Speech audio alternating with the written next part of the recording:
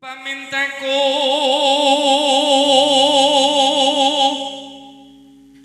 nimasito aset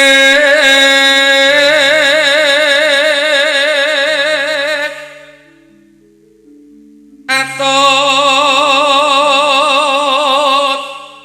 runtut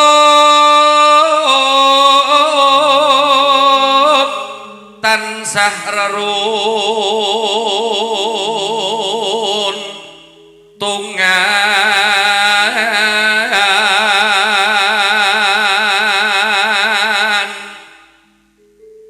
ing sarina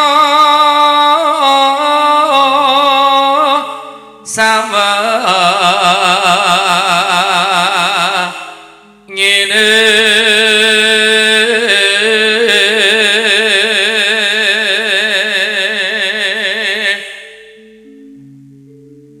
datan kinggang sarampot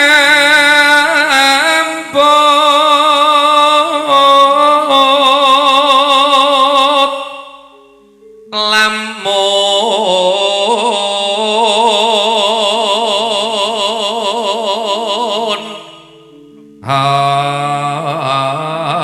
adoh caketing hati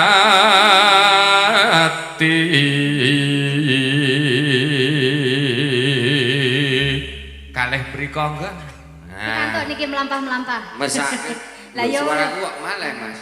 Halo tes percobaan. Non sewu nggih Pak, kalih melampah mboten napa-napa nggih. Radarana. Mesake tukang syuting lore kok nglumpuk ning kono. Ndelok mesak lho seragame dasare ya ireng Bu. Kandhani. Ning ya iki lho Mas luar biasa lho tamu besan sedaya Bapak saking Tulung nggih Pak nggih. Ingkang menika Menika saking Mundu. Mundut. Lajeng menika Bapak Menika Ibu keluarga ageng saking mriki. Nggih. Walah. Niki pancen diseragam ngeten iki Mbak Nek. Mboten nek mriki nu adat lupiya ngaten menika. Wis padha lho Mas. Agemane iki cemeng-cemeng. Sedaya ngagem peci. Ngopo kok bapak-bapak nganggo peci? Ngerti ta? Ya mergo kuwi syariat kok wong nganggo peci iki luwes. Kudu. Lah mergane. Mergo duwe nggih Pak nggih, mergo gadah nggih. Iya. Nek mboten gadah peci Ya mboten bener, biake. mergo duwe. Mergo duwe. Sing mesake kameramen sing iki. Apa? Mandang ranggo peci ketok saya cemplorot. Ora apa-apa Mas. Apa? Men tambah padang. Nah, alah tenan. Kandhane aku ketemu kene lho. Siji iki, sing siji endi mau? Sing endi? Neng kono, Medung Jaya Production kuwi. Ra apa-apa nek ketemu ning dalan malah ora usah ngedem-ngedem wis celap-celap. Bolo niku. Yen cedak tansah mulat.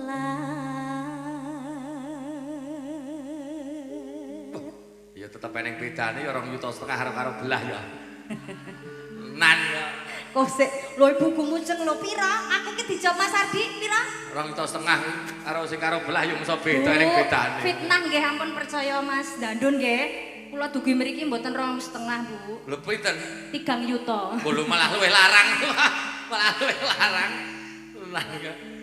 Yes. Ya lek mriko. Sida asih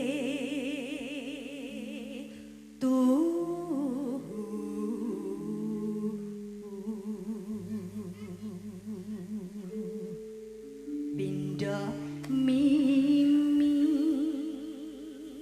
lan mintuna ayo Kang Mas bareng hanetepi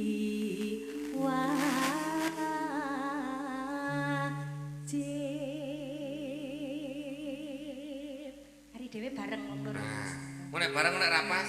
Ya, lah mesti pas ya. Aku biasane rapas. Carane men pas ulat-ulatan, sampean nemetke aku nemetke sampean. Ngerti was tom-tomen kok nek ngematke jenengan iki.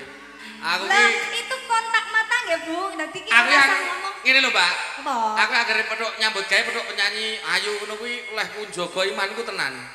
Aku nek nganti engko kengkuh ning kono-kono. Ning kan imanmu ya kuat to imanmu. Ya nek imane kuat mergo iki distreme nek nganti bojoku nonton mulih kelakon turu ngemper iki kok. Lho aja ngono Mas Dandun. Kita berdua ibarat panggung sandiwara. Ning kene iki gur acting ora kok gur acting. Nek sing paham, bojoku ki ora paham bojoku cemburunan. Nan mergo ngerti nek saking sayange karo awakmu. Ora. Mergo modelan kaya ngeten iki 2021 wis serang produk kok. Pabrike wis tutup. Berarti termasuk langka ya. Nah, langka itu kaya kewan. Ya unik ngono lho. Ayo hadap ke saya. Iya. Pak, main bareng.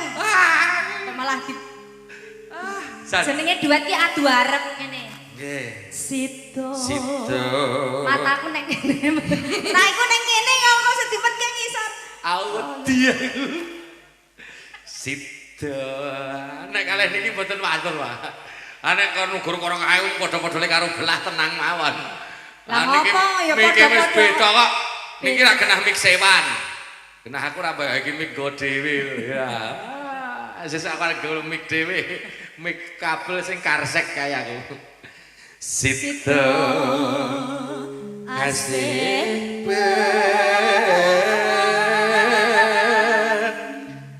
beraya.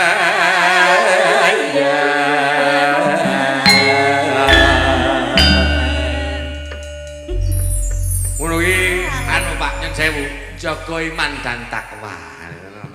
Menjaga keutuhan rumah tangga itu penting. Lah wong gur nyanyi bareng ya Bu, duet ya Bu. Nek masalah. Ya nek kono ki ra masalah akene lho. Nek kene imane kuat ning selamat. Pokoknya aku dikancani nganti rampung lagu iki ya. Ojo aku ndredeg. Kok ndredeg ngopo ora? Tenang wae. Lho, wakilono kan. Kok sing gel-gelan aku. Ketoke setrummu gede Mas. Setrumku tak kok adaptor kok. Gur dhisik. Walah. Nggih, lajengaken langgamipun Setya Tuhu. Setya Tuhu mliginipun kagem pengantin kekalih. Nyeran kalian nyaket mrika mantenipun wonten mrika. Nggih, sendika dawuh. Ya, monggo. Aku kang setya satu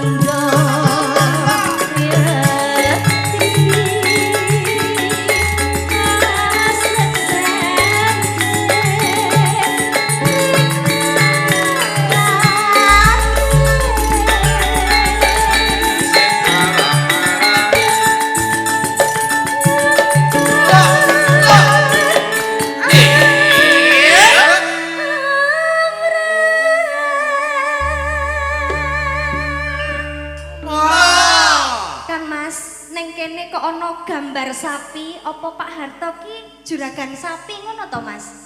Iki lho Mas. Gambar sapi, aku sing tak gambar sapi perah opo kene ki memang sentranya. Oh, daerah Musuh lan sak panunggalanipun kathah ingkang Boyolali memang terkenal dengan kota susu ya Mas. Kota susu, susu sapi. Susu sapi. Nek Gunung Kidul ngerti ra kondang apa? Gunung Kidul menika Pante. Pante, makanane. Makanane kuwi nek kok kono gaplek. Napa, Bu? Tiwul, gaplek. Ini ada kuliner terbaru sampean wis ngerti urung? Keng pundi? Gunung Kidul. Khas dari Gunung Kidul. Napa yang viral. Apakah itu? Orang menyebutnya udang terbang ya. Udang? Apa kuwi? Belalang, betul. Walang goreng. Rasane meneh sing usuman. Uga Ungkrung Mas, entung goreng. Alah jenengan Entung kok jati. Gunung Kidul kok ngono. Mriki niku anggere wayah bar maghrib ku ndak sore wonten nggen padangan. Napa? Gasir goreng. Ora kalah karo kono. Kono ning Gasir Malang kene ning enten? gasir. Oh, jebulane. Siji gasir loro kok laron. Oh iya. Kuwi sak jose Mas. Tenang. Ning aku ki kandhani karena nggon aku kuwi viral entung. Nggih. Rekane ki aku ya dodolan online masalahnya Oh, dodolan iki. Iya, ana entung. kanca-kanca pesen iya. Pesen entung iso lewat aku. Alah, entunge ning omah ra kopen kok. Arep nggawa entung kok kono. Iki entung jati. Oh, rumangsamu. Oh, Ning iki aku lho. ki tau ngirim akeh ki rugi, Mas. Kuwi nguntung seprono-seprene ya ora ning undakane go semene iki.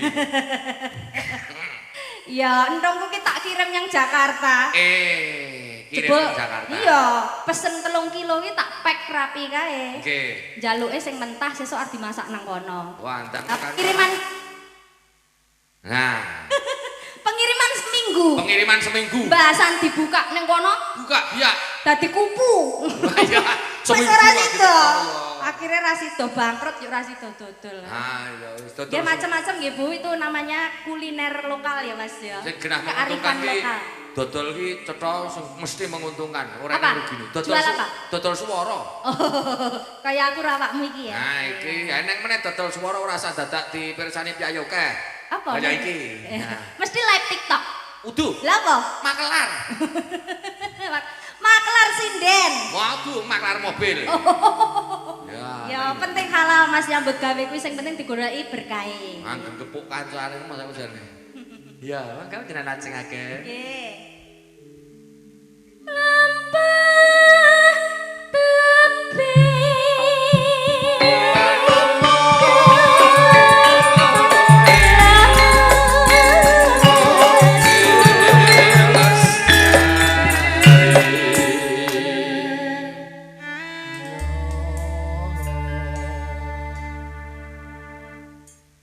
andika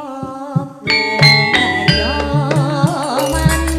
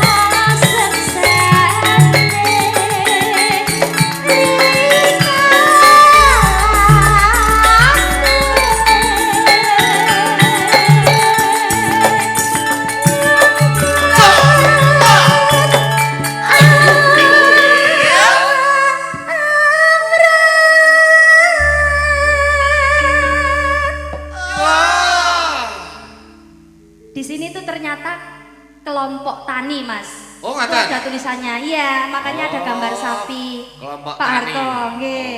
Base campnya di sini. Peternak sapi. Ketoke enak tulisannya enggak ya? Peternak sapi lembu mriki kathah. Nggih, pokoknya Ada yang bisa diambil dari filosofi sapi utawa kewan sapi. Apakah itu Itu filosofi adalah sapi? filosofi sebuah kesabaran.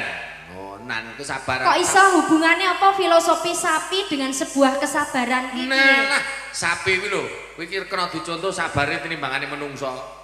Nah, sapi iki ben esuk do diperes susune kowe ora tau nesu, ora kon ningkah jajal. Iki ngono. Ya. Sabar, ini sabar kok. Iki peres pisan ngono gegeri. Kaya terus kalah karo sapi. Nggih ngapunten nggih Pak Bu nggih. Jare mau kon goleke gawean kameramen. Pengupeng rene nggih. Ya. Sekeng mriki nggih Pak, maaf nggih. Wah, kok kena ra ketok.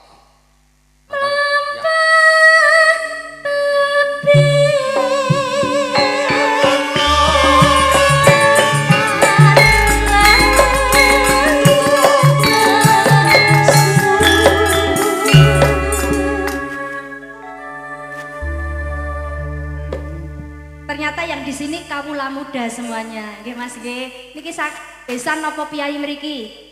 Piyai mriki nggih. Mas, kok kula tak mireng swantene disenggaki Mas.